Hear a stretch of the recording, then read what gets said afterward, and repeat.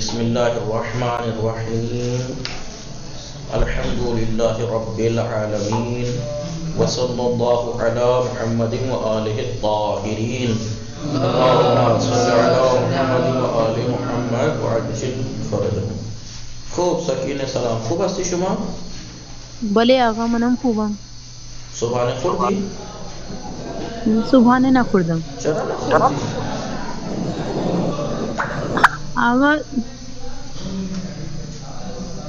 آقا نماز پڑھ کے سو گئے تھے. تو جب سے اب تک ٹائم ہی نہیں ملا؟ آقا جب سے کلاس کر رہے ہیں کنٹینیو. بیٹھے بیٹھے کر سکتی تھی اتنا تو. چلیے، کوفے میں مولا امام سجاد علیہ السلام کی زندگانی کے بارے میں، حیات طیبہ کے بارے میں، سوانح عمری کے بارے میں بات ہو رہی تھی. جی کون سا درس ہے؟ چھٹا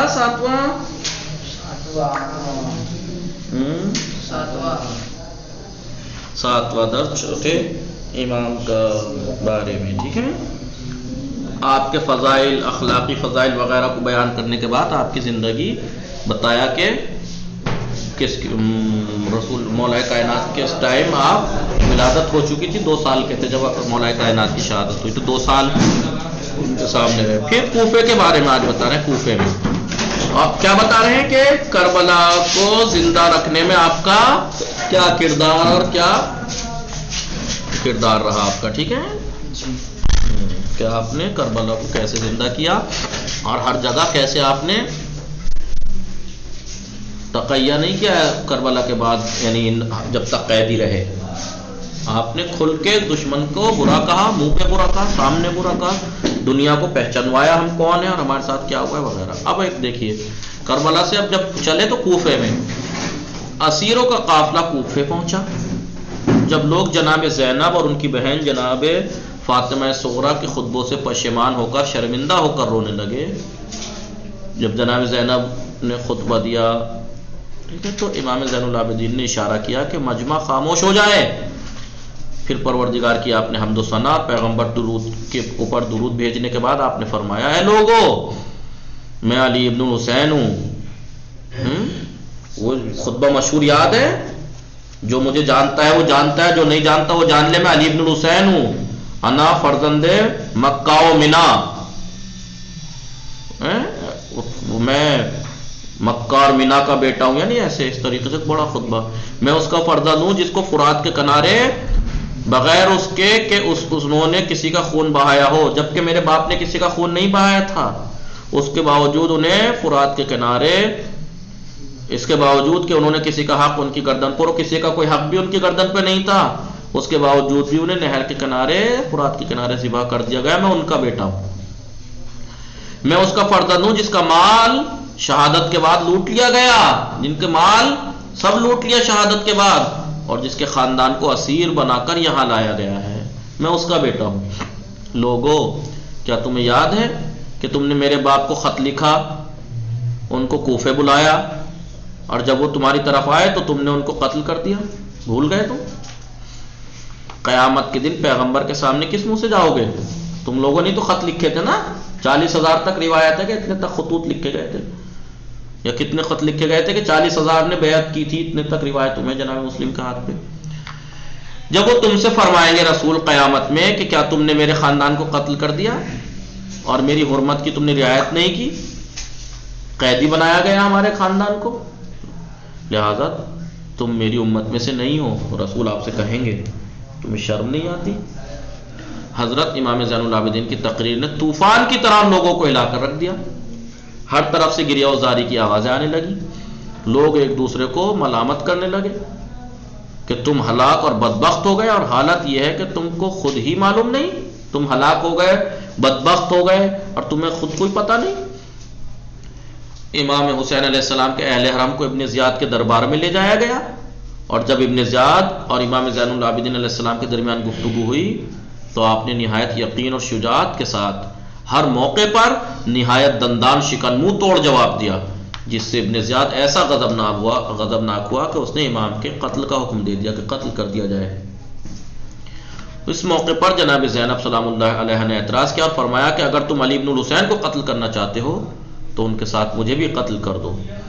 امام نے اپنی پھوپھی سے فرمایا آپ کچھ نہ کہیں، میں خود اس کا جواب دے رہا ہوں۔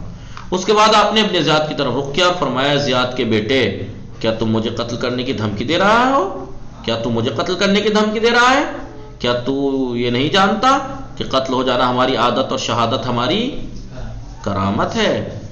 یہ کوفے میں آپ نے ایک دندان شکن جواب دیے لوگوں کو، انہیں دشمنوں کو اور لوگوں کو بیدار کیا۔ اب شام میں کربلا کو کیسے زندہ رکھا؟ ایک ہی رسن میں، ایک ہی رسی میں اہل بیت کے چند دوسرے افراد کے ساتھ اور بھی لوگ تھے اور آپ بھی، امام کو بھی باندھا گیا تھا۔ اسی حالت میں امام کو شام میں یزید کے دربار میں لے جایا گیا۔ امام نے نہایت شہامت اور دلیری کے ساتھ یزید سے خطاب فرمایا اور کہا اے یزید، اگر پیغمبر مجھ کو اس حالت میں رسن بستہ دیکھ لیں تو ان کے بارے میں کیا خیال کرتا ہے؟ یعنی وہ کیا کہیں گے؟ امام زین العابدین علیہ السلام کے اس چھوٹے سے جملے نے حاضرین پر اتنا اثر کیا کہ سب رونے لگے۔ امام نے جب یزید سے گفتگو کی تو ایک نشست میں اس نے قتل کی دھمکی دے دی۔ یزید نے جب دیکھا کہ کوئی جواب نہیں بنتا، لوگ وہ ہو جائیں گے، انقلاب برپا ہونے کا خطرہ ہے، تو قتل کی دھمکی دے دی۔ امام نے اس کے جواب میں فرمایا اسیری سے آزاد ہونے والے بنی امیہ ہے، یہ ابنت طلقہ ہے، آزاد شدہ کے بیٹے، اسیری سے آزاد ہونے والے بنی امیہ جیسے کبھی بھی قتل انبیاء و اوصیاء کا حکم نہیں دے سکتے، کیونکہ تم لوگ آزاد شدہ ہو، تمہیں ہم نے آزاد کیا ہے، تم ہمیں قتل کرو گے مگر یہ کہ اسلام سے خارج ہو جائیں، اور مگر یہ کہ وہ اسلام سے خارج ہو جاؤ گے تم مسلم، اور اگر تم ایسا ارادہ رکھتا ہے تو کسی صاحب اطمینان شخص کو میرے پاس بھیجوا تاکہ میں اس سے وصیت کر دوں اور اہل حرم کو اس کے سپرد کر دوں کہ انہیں پہنچا دینا۔ ایک دن شام کی جامع مسجد میں یزید نے ایک اہم نشست کا انتظام کیا، میٹنگ، اور خطیب سے کہا کہ ممبر پر جا کر چوتھے امام زین العابدین کے سامنے مولا کائنات امیر المومنین اور امام حسین علیہ السلام کو برا بھلا کہے۔ اس کرایہ کے خطیب نے ایسا ہی کیا، اس کرایہ کے خطیب نے کیا کیا؟ ایسا ہی کیا، مولا کائنات کو برا بھلا کہنا شروع کیا ہے، امام حسین کو برا بھلا کہنا شروع کیا۔ امام سجاد نے بلند آواز سے فرمایا وائے ہو تجھ پر اے خطیب، تو نے خالق کی ناراضگی کے بدلے مخلوق یعنی یزید کی خوشنودی خریدی، تو نے خدا کو ناراض کر کے اس جیسے کی رضا خریدی، اور اس طرح تو دوزخ میں اپنا ٹھکانہ بنا رہا ہے۔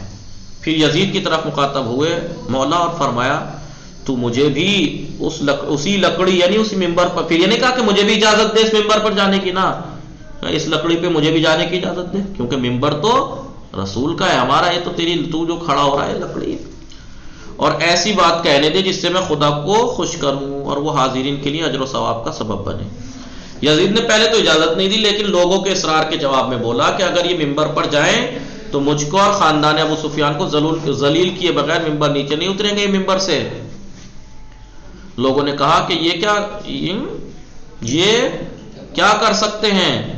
یزید نے کہا کہ یہ وہ خاندان ہے جس نے علم و دانش کو بچپنے سے دودھ کے ساتھ پیا ہے، جانتا تھا کہ کیا ہوگا، لہذا لوگوں کے بہت اصرار کیا لوگوں نے، تو یزید نے مجبوراً اجازت دی۔ امام ممبر پر تشریف لے گئے اور پیغمبر پر درود و سلام بھیجنے کے بعد کیا فرمایا لوگو، خدا نے ہم کو علم، بردباری، سخاوت، فصاحت، دلیری اور مومنین کے دل میں ہماری دوستی عطا کی ہے۔ پیغمبر ہم میں سے ہیں، اس امت کی تصدیق حضرت امیر المومنین علی علیہ السلام، اس امت کے صدیق یعنی سب سے زیادہ سچے حضرت علی علیہ السلام ہم میں سے ہیں، جعفر طیار ہم میں سے ہیں، حمزہ سید الشہداء ہم میں سے ہیں، امام حسن و امام حسین علیہ السلام ہم میں سے ہیں، پیغمبر کے دونوں نواسے امام حسن امام حسین ہم میں سے ہیں، میں فرزند مکہ و منا، میں مکہ اور منا کا بیٹا ہوں، میں زمزم و صفا کا بیٹا ہوں، یعنی میں پورا اسلام ہوں، میں اس کا بیٹا ہوں جس نے حجر اسود کو ابا میں رکھ کر اٹھایا، میں اس کا بیٹا ہوں جس کو حجر اسود کو جنہوں نے ابا میں رکھ کر اٹھایا، نہیں رسول نے، میں اس بہترین خلائق مخلوق میں جو سب سے بہترین شخص ہے، میں اس کا بیٹا ہوں جس نے احرام باندھا، طواف کیا، سعی کی، حج بجا لایا، میں خدیجۃ الکبریٰ کا بیٹا ہوں، میں فاطمہ زہرا صلوات اللہ علیہ کا بیٹا ہوں، میں اس کا بیٹا ہوں جو اپنے خون میں غوطہ زن ہوا، امام حسین کا بیٹا ہوں، میں اس حسین کا بیٹا ہوں جس یعنی امام حسن کا، میں اس حسین کا بیٹا ہوں جس کو کربلا میں قتل کر ڈالا گیا۔ لوگوں میں کھلبلی مچ گئی کہ ہم تو جانتی نہیں تھی تو رسول کا خاندان ہے، اور امام کی طرف دیکھ رہے تھے۔ آپ ہر جملے کے ساتھ پردہ اٹھاتے جا رہے تھے اپنا کہ ہم کون ہیں، اور اموی گروہ کی کثیف ماہیت کو آشکار کرتے جا رہے تھے کہ کتنے گندے لوگ ہیں، برے لوگ ہیں، اور اپنے خاندان کی عظمت اور شہادت حسین کی زیادہ سے زیادہ قدر و قیمت لوگوں کے سامنے آپ نمایاں کرتے جا رہے تھے۔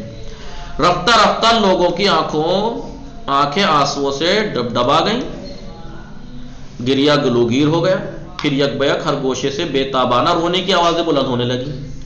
یزید کو ڈر لگنے لگا اور کہ امام کی تقریر کو روکنے کے لیے اس نے کیا کیا، مؤذن کو اذان دینے کا حکم دے دیا۔ مؤذن جیسے ہی پہنچا اشہد ان محمد رسول اللہ، تو آپ نے امامہ سر سے اتار لیا اور فرمایا اے مؤذن رک جا، اسی محمد کی قسم کھا، اسی محمد کی قسم جس کو تو کہہ رہا ہے، گواہی دے رہا ہے، ٹھہر جا۔ پھر یزید کی طرف رخ کر کے فرمایا اے یزید، یہ رسول اکرم جن کی گواہی رسالت کی دی جا رہی ہے اذان میں، یہ میرے جد ہیں تیرے؟ اگر تو یہ کہے کہ تیرے جد ہیں تو سب جانتے ہیں کہ تو جھوٹا ہے، اگر تو یہ کہتا ہے کہ میرے جد ہیں تو پھر ان کی عطرت کو تم نے کیوں قتل کیا، ان کے اموال کو کیوں تاراج کیا، کیوں غارت کیا، اور ان کے خاندان کو تو نے کیوں اسیر کر لیا؟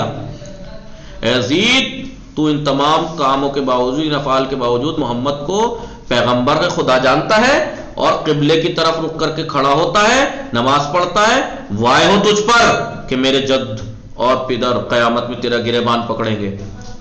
یزید نے مؤذن کو حکم دیا کہ نماز کے لیے اقامت کہے، لیکن لوگ بہت ناراض تھے، یہاں تک کہ کچھ لوگوں نے نماز بھی نہیں پڑھی اور مسجد سے نکل گئے۔ پھر شام میں امام کی تقریریں اس بات کا سبب بنی کہ یزید قتل امام کا قصد رکھنے کے باوجود، چوتھے امام کو قتل کرنے کا ارادہ رکھتا تھا، اس کے باوجود اس بات پر مجبور ہوا کہ آپ کو اور تمام اہل بیت کو مدینہ واپس کر دے، مجبوراً کرنا پڑا اسے واپس۔ اب روح مبارزہ کی بیداری، مقابلے کی جو روح تھی نا لوگوں میں، آپ نے بیدار کی، اٹھو انقلاب برپا کرو، ہر ایک کے ظلم کے سامنے مت دب جاؤ، یہ سب کیسے؟ اسیری کی تمام مدت میں امام زین العابدین علیہ السلام بہت سے لوگوں کے تصور کے برخلاف، بہت سے لوگوں کا تصور ہی نہیں تھا، سب یہ سوچ رہے تھے کہ یہ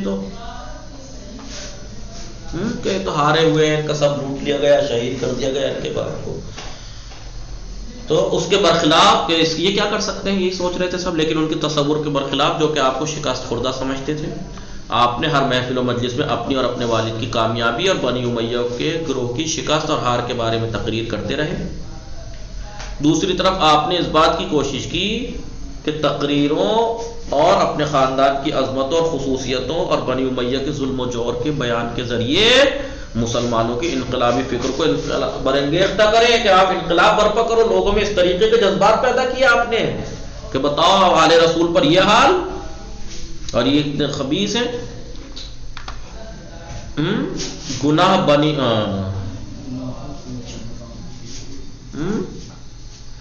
امیہ سے نفرت کا احساس اور انجام، بنی امیہ کے گناہ سے نفرت کا احساس دلائیں لوگوں کو، اور انجام پا جانے والے گناہوں کے جبران کی ضرورت کو لوگوں کے ضمیر اور وجدان میں آپ زندہ کریں، لوگوں کے اس میں جو غلطی ہو گئی ہے اس کا جبران کریں، یہ چیز آپ نے لوگوں میں بیدار کی۔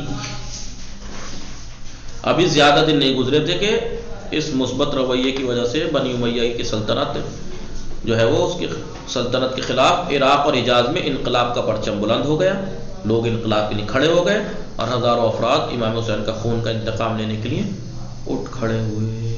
ٹھیک ہے، باقی انشاءاللہ مدینے کے بعد، مدینے واپسی کے بعد آپ کی کیا زندگی ہے وہ کل پڑھیں گے۔ وصلی اللہ علی محمد وآلہ الطاہرین، اللہم صلی علی محمد وآلہ محمد۔